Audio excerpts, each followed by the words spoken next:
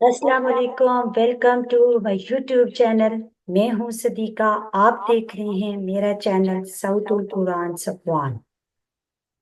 कैसे हैं आप सब? उम्मीद है कि खैरियत से होंगे। सबसे पहले हम दुरूद शरीफ पढ़ लेते हैं। अल्लाहुम्मा सल्ली अला सय्यिदिना व मौलाना मुहम्मदिन व अला आलिहि व अस्हाबिहि व बारिक वसल्लम। इस चैनल के थ्रू मैं आपको कुरान की तालीमात से आगाह करूंगी। जैसा कि आपको पता है कि कुरान को पढ़ने का बहुत ज्यादा सवाब है। साथ साथ इंसान बहुत सी बुराइयों से भी रुक जाता है। और कुरान वो वाहिद किताब है कि जो इंसान को बुराइयों से रोकती है। हम कुरान का नाजरा तो पढ़ लेते हैं, लेकिन हमें ये नहीं जानते कि वो कौन से ऐसे काम हैं जो अल्लाह ताला ने कुरान में करने का हमें हुक्म दिया है, और कौन से ऐसे काम हैं जिनको अल्लाह ताला ने हमें करने से मना किया है।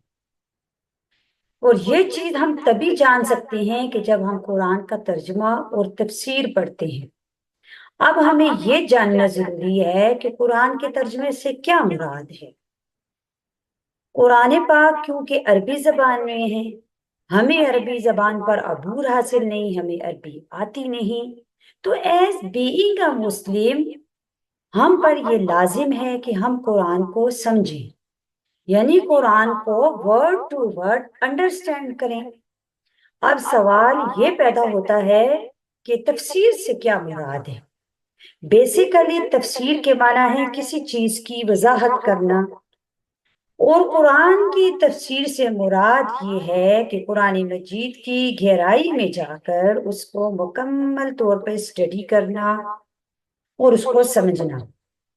अगर आपके माइंड में ये क्वेश्चन आ रहा है कि तर्जमा ही काफी नहीं, अब हमने इसका तर्जमा पढ़ लिया तो क्या वो ही हमको काफी नहीं हो गया, तफसीर क्यों जरूरी है?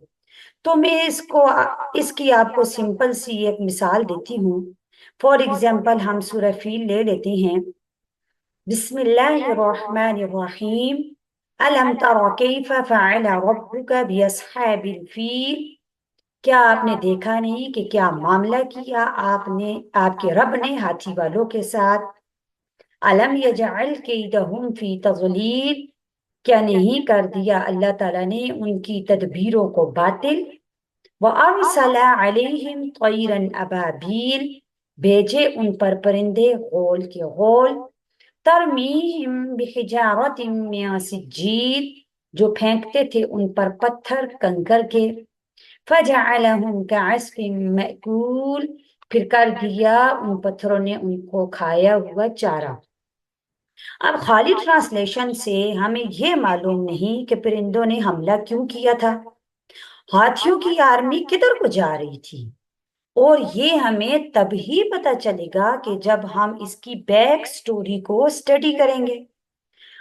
अब मैं थोड़ी सी आपको इसकी वजाहत करके बता देती हूँ कि हाथियों की जो आर्मी थी वो खाना काबा को घिराने के लिए जा रही थी। तो अल्लाह ताला ने आसमान से अबाबील की सूरत में परिंदों को भेजा कि जाके हाथियों की आर्मी को तबाह कर दें। इसलिए हमें तर्जमा और तफसीर दोनों का सीखना जरूरी है।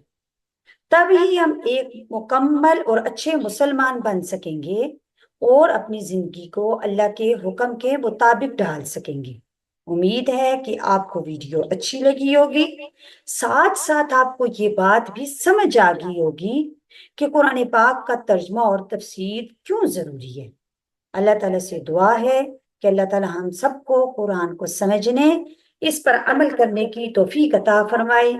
अल्लाह ताला आपको ईमान की बेहतरीन हालत में सेहत और आफियत के साथ हमेशा खुश रखे। अपना बहुत सा ख्याल रखिएगा। अपने सिस्टर को इजाजत दीजिए। नेक्स्ट वीडियो तक के लिए अल्लाह हाफिज। फी अमानिल्लाह।